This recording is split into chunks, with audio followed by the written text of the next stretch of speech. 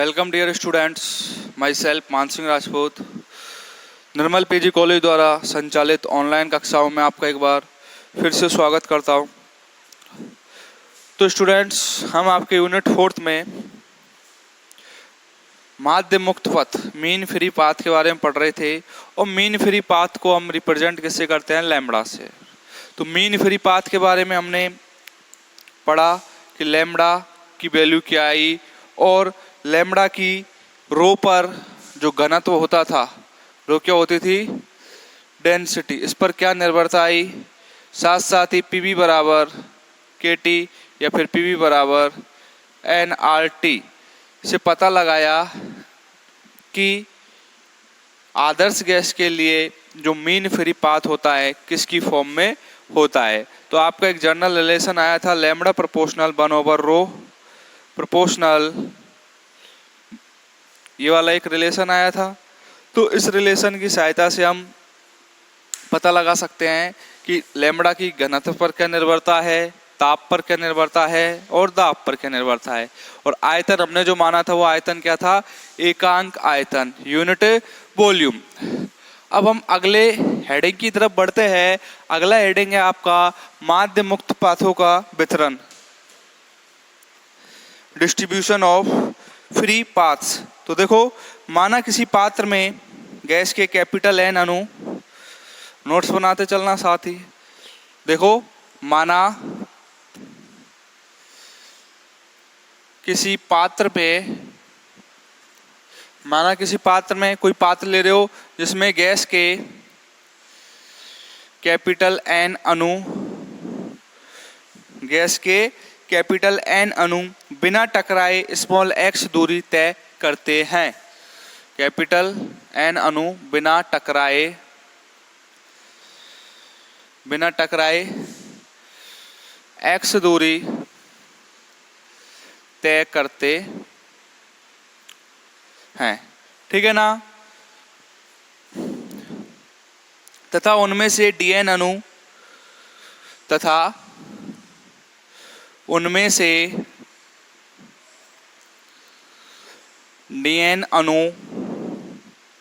किनमें से? एन अणु में से कुछ अणु जिनकी संख्या क्या है? डीएन। ये क्या करेंगे? डीएन अणु x तथा x प्लस dx दूरी के बीच टक्कर करते हैं। डीएन अणु कौन सी दूरी के मध्य टक्कर करते हैं? x तथा x प्लस dx दूरी के मध्य टक्कर करते हैं, ठीक है ना भाई। कैपिटल एन अणु है जो स्मॉल एक्स दूरी में क्या कर रहे हैं? मोशन कर रहे हैं। और डीएन अणु है जो x व x प्लस dx दूरी के बीच टक्कर करते हैं। तो प्रायिकता के सिद्धांत से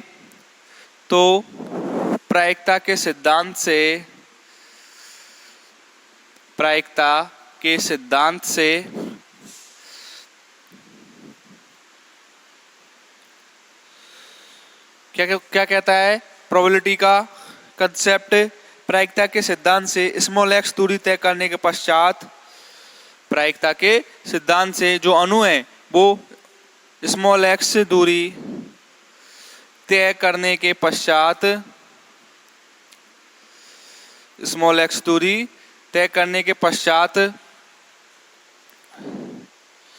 dx दूरी में टकराने वाले अणुओं की संख्या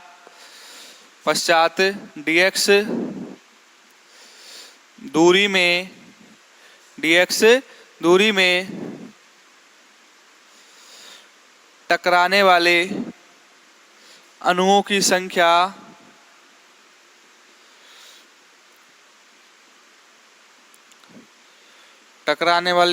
संख्या क्या है? dn। टकराने वाले अणुओं की संख्या dn, दूरी dx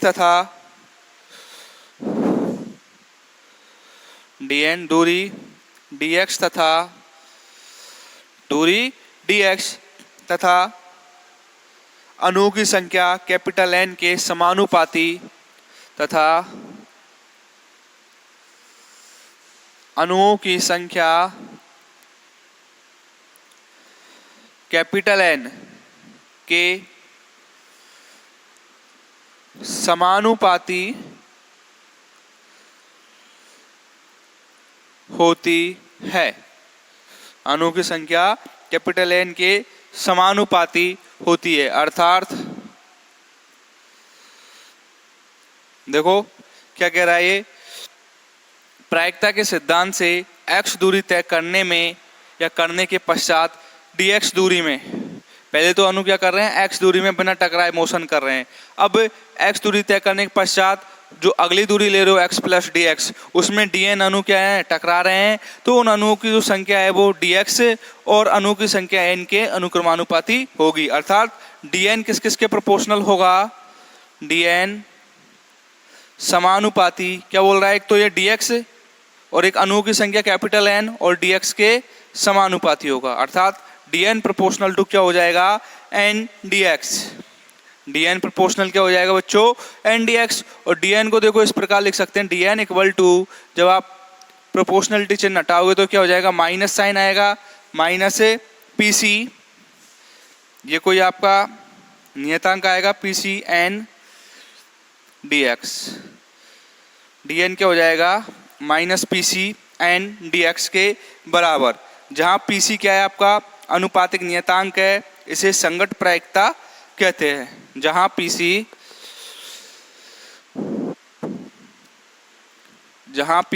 एक अनुपातिक नियतांक है, जिसे क्या बोलेंगे, pc क्या है, एक कांस्टेंट है, अनुपातिक नियतांक है, जिसे हम बोलेंगे संगत प्रायिकता, कोलिजन प्रोबेबिलिटी, जिसे हम संगट्य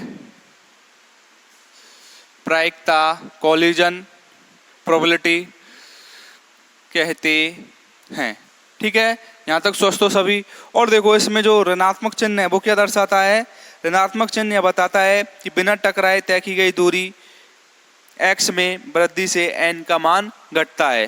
क्या बताता है, ऋणात्मक चिन्ह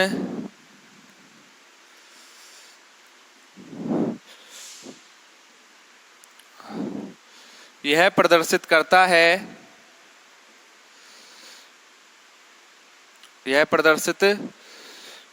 है कि बिना टकराए x दूरी तय करने में, बिना टकराए तय की गई दूरी x में वृद्धि से n का मान घटता है। बिना टकराए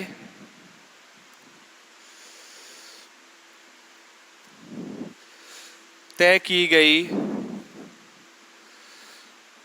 दूरी x के मान में वृद्धि से अणु की संख्या जो है कैपिटल N का मान घटता है। ठीक है, ऋणात्मक चिन्ह दिखाएगा आपका कि भाई जो स्मॉल x दूरी में, स्मॉल x दूरी को यदि बढ़ाओगे, स्मॉल x दूरी में तो अणु क्या है, बिना टकराए मोशन कर रहे हैं। अब स्मॉल x से ज़्यादा बढ़ाओगे तो जो अणु की संख्या कैपिटल N है उसका मान क्या होता जाएगा, कम होता जाएगा। ठीक है ना। अब देखो, पहले आप इसका स्क्रीनशॉट ले लो, मैं इसको इरेज कर दूं। देखो इससे आगे यहाँ तक स्वस्थ हो सभी। अब जो आपकी ये dn बराबर माइनस पी सी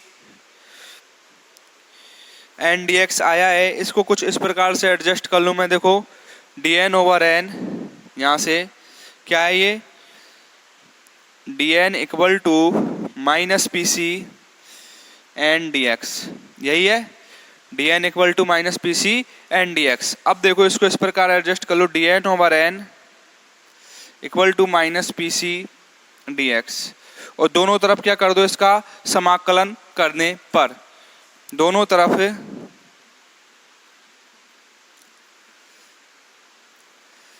समाकलन करने पर देखो समाकलन कर दोगे तो क्या हो जाएगा, dn ओवर n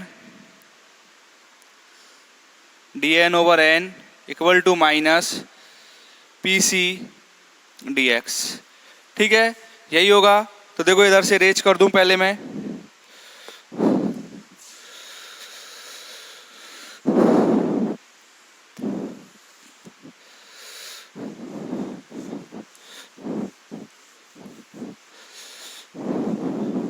देखो क्या हो जाएगा, इसका इंटीग्रेशन करोगे तो, समाकलन करोगे तो 1/n dn क्या हो जाएगा, ln n क्या हो जाएगा, ln capital N equal to minus P C X plus C, minus P C X plus C. C क्या है, कोई समाकल नियतांक है।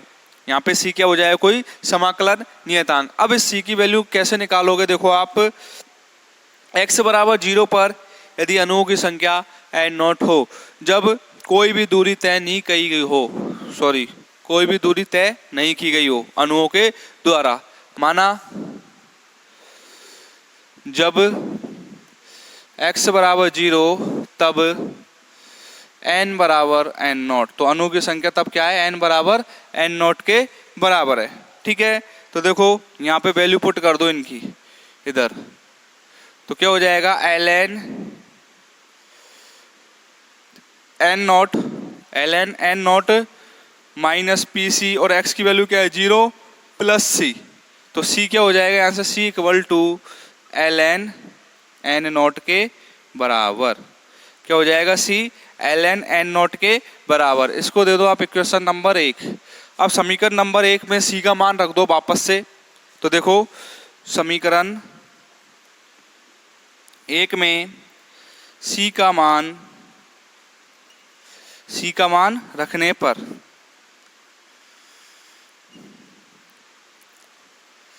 तो क्या हो जाएगा, देखो ln n equal to minus P C X plus ln n naught के बराबर। अब ln n और ln n नॉट एक तरफ ही ले लो इनको, तो देखो एक तरफ ले लेंगे तो क्या हो जाएगा, इसको अरेंज कर दूं,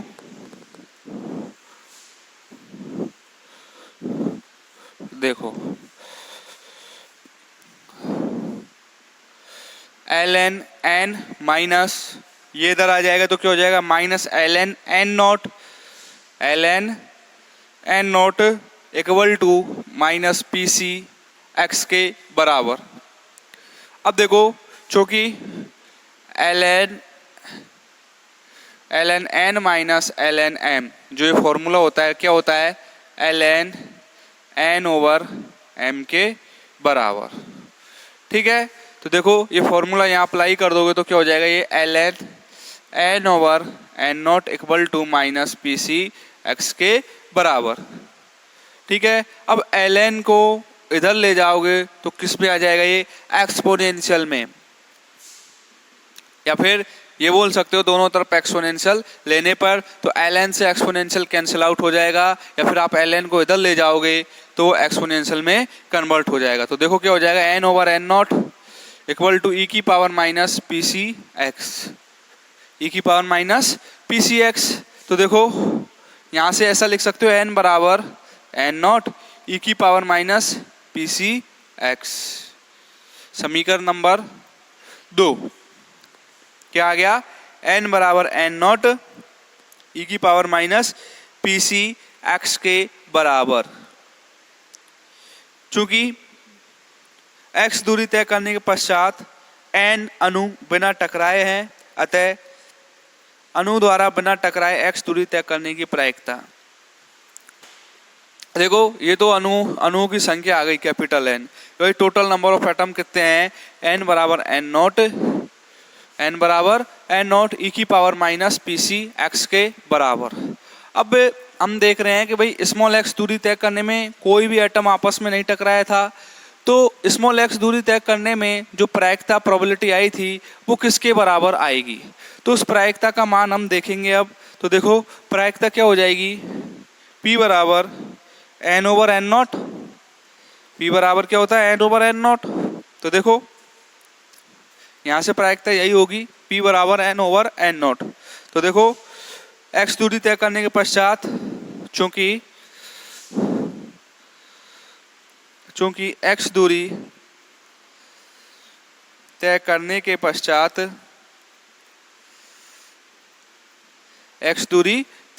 पश्चात कैपिटल N अणु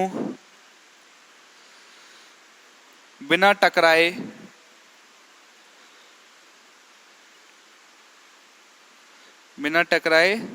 रहते हैं। कैपिटल N अणु बिना टकराए रहते हैं। अतः अणु द्वारा बिना टकराए दूरी x तय करने की प्रायिकता। अतः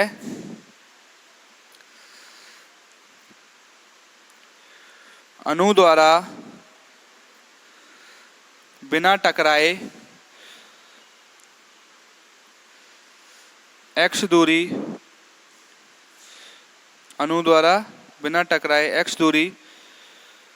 तय करने की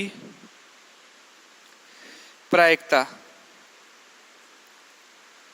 देखो क्या हो जाएगी प्रोबेबिलिटी कि अणुओं के द्वारा बिना टकराए स्मॉल x दूरी तय करने की प्रायिकता P बराबर होगी n/n0 कुल अणुओं की संख्या और एट x बराबर 0 पर अणुओं की संख्या। तो देखो ये किसके बराबर आएगा, e की पावर माइनस pc x के बराबर।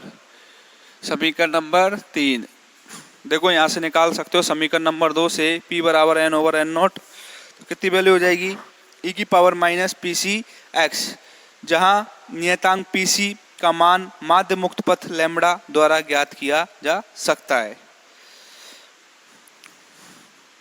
यहाँ या फिर जहां नियतांक pc का मान माध्य मुक्त पथ लैम्ब्डा की सहायता से ज्ञात किया जा सकता है। ठीक है ना। पीसी का मान कहां से ज्ञात कर सकते हैं, मीन फ्री पाथ वाले फॉर्मूले से। क्योंकि dn तो क्या है, अणुओं के मुक्त पथ की लंबाई, क्योंकि dn अणुओं के जो मुक्त पथ की लंबाई वो क्या थी, स्मॉल x थी। तो देखो चूंकि dn अणुओं के मुक्त पथ, जहां पे वो मोशन कर रहे थे बिना टकराए, पहले मुक्त पथ की लंबाई कितनी थी, x थी। dn अणुओं के मुक्त पथ की लंबाई कितनी थी, x थी। अतः माध्य मुक्त पथ लैम्ब्डा क्या हो जाएगा, देखो आपका, अतः माध्य मुक्त पथ lambda equal to summation x dn over lambda is equal to summation x dn over n naught, x dn over n naught के बराबर। ठीक है। अब ये लैम्ब्डा क्या रिप्रेजेंट कर रहा है यहाँ पर, माध्य मुक्त पथ को।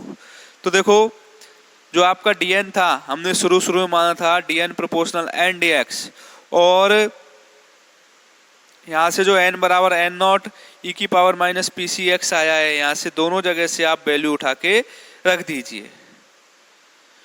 ठीक है ना। तो देखो उससे पहले आप इसका एक बार स्क्रीनशॉट लीजिए जल्दी से, जिससे हम आगे बढ़ें। वीडियो पॉज कीजिए और स्क्रीनशॉट लीजिए बच्चों।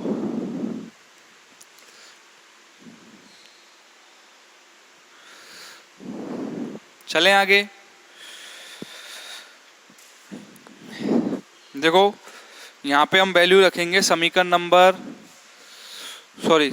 तो माना ही नहीं था, जो शुरू में माना था PC proportional dn proportional n dx से। तो देखो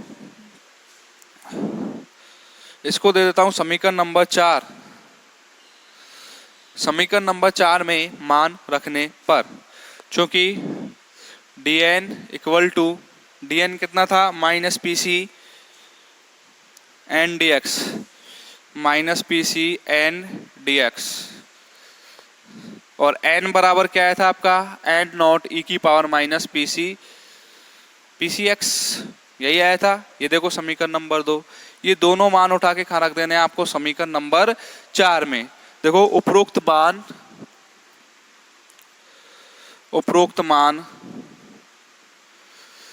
समीकरण समीकरण 4 में रखने पर, ठीक है। तो देखो पुट कर दो वैल्यू, लैम्बडा बराबर क्या हो जाएगा, पहले समीशन एक्स, डी एन की वैल्यू क्या है minus P C N D X over N naught, ठीक है। पुनः लैम्बडा बराबर समीशन माइनस बाहर पटक दो एक्स पी सी, और एन की वैल्यू क्या है देखो एन नॉट ई की power minus P C X और D X divided by N not के बराबर, ठीक है। अब एन नॉट से एन नॉट क्या हो जाएगा कैंसिल आउट, और लैम्बडा इक्वल टू माइनस, और ये समीशन किसमें बदल जाएगा इंटीग्रेशन में, क्योंकि वाइड रेंज के लिए कर रहे हैं आप, पूरे जो आपने पात्र माना था उसके लिए कर रहे हैं, ना कि एक डीएन एटम के लिए। तो देखो क्या हो जाएगा, ये माइनस एन नॉट से N not cancel out, minus P C, ठीक है, minus P C integration X E की power minus P C X D X, और लिमिट कहाँ से कहाँ तक होगी 0 टू इन्फिनिटी से 0 टू इनफाइनाइट तक लिमिट आपकी हो जाएगी। तो क्या बचा देखो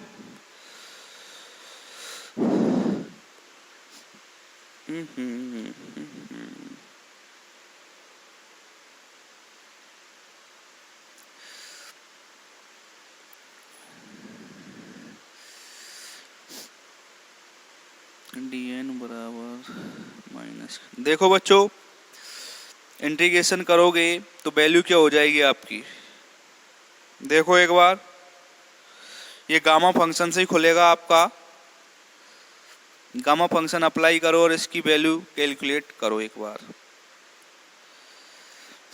उससे पहले हम कंफ्यूज में हैं, ये माइनस यहाँ पे प्लस में ही आएगा, ठीक है ना, मॉड फॉर्म में आएगा, क्या गया dn, ठीक है, मॉड फॉर्म में आएगा ये।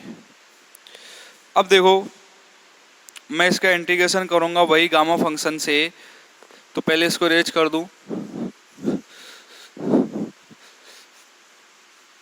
देखो इंटीग्रेशन क्या हो जाएगा इसका, lambda equal to gamma function क्या होता है 0 टू इनफाइनाइट, गामा फंक्शन बहुत काम आएगा ये आपके, एक्स की पावर एम ए की पावर माइनस अल्फा एक्स की पावर एन डी एक्स बराबर 1 over N gamma m plus 1 over n और अल्फा की power m plus 1 over n। Compare कर लो यहाँ से, देखो x की पावर m की वैल्यू कितनी है आपकी 1, n की वैल्यू कितनी है 1, और अल्फा कितना है आपका pc के बराबर।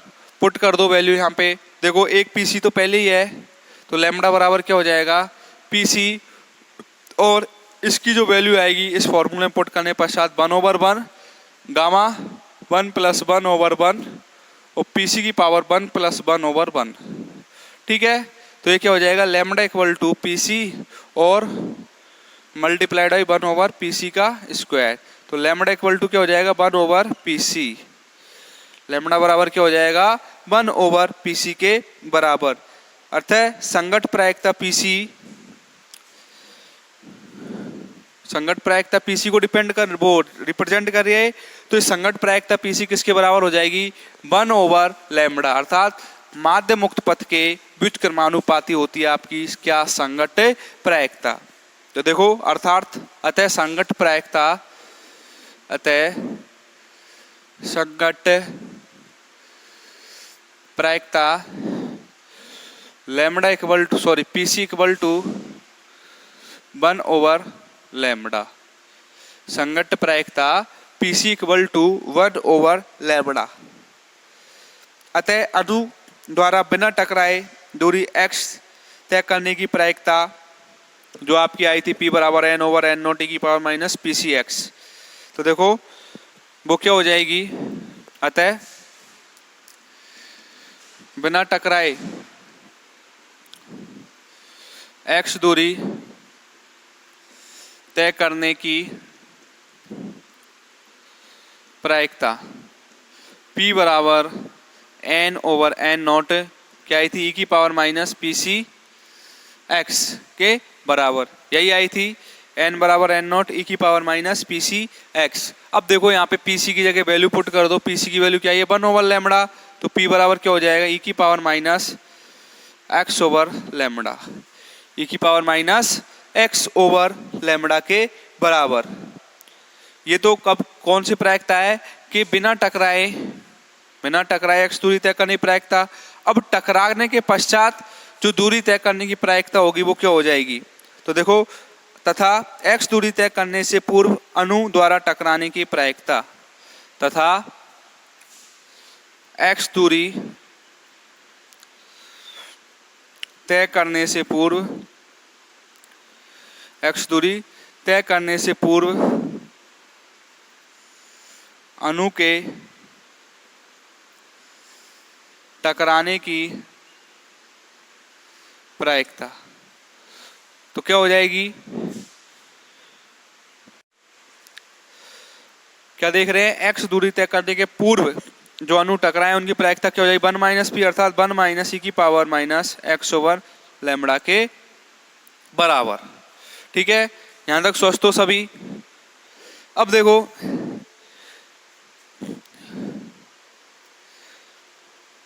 अतः हम कह सकते हैं कि किसी अणु द्वारा बिना टक्कर किए x दूरी तय करने की प्रायिकता का यदि आलेख खींच के देखेंगे तो इस चरघातांक के रूप से घटेगी, या ये बोल सकते हो मुक्त पथ लैम्बडा या इससे अधिक होने की प्रायिकता जो होगी वो क्या हो जाएगी 0.37, या मुक्त पथ की लंबाई लैम्बडा से कम होने की प्रायिकता क्या होगी 63%। तो देखो इसका ग्राफिकल रिप्रेजेंटेशन क्या होगा इसका, पहले आप एक बार स्क्रीनशॉट लीजिए कंप्लीट जल्दी से। देखो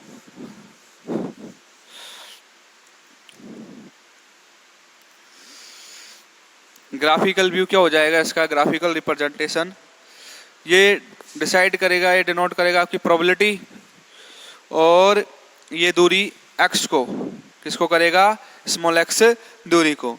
तो देखो इस प्रकार से घटता चला जाएगा ये। ठीक है,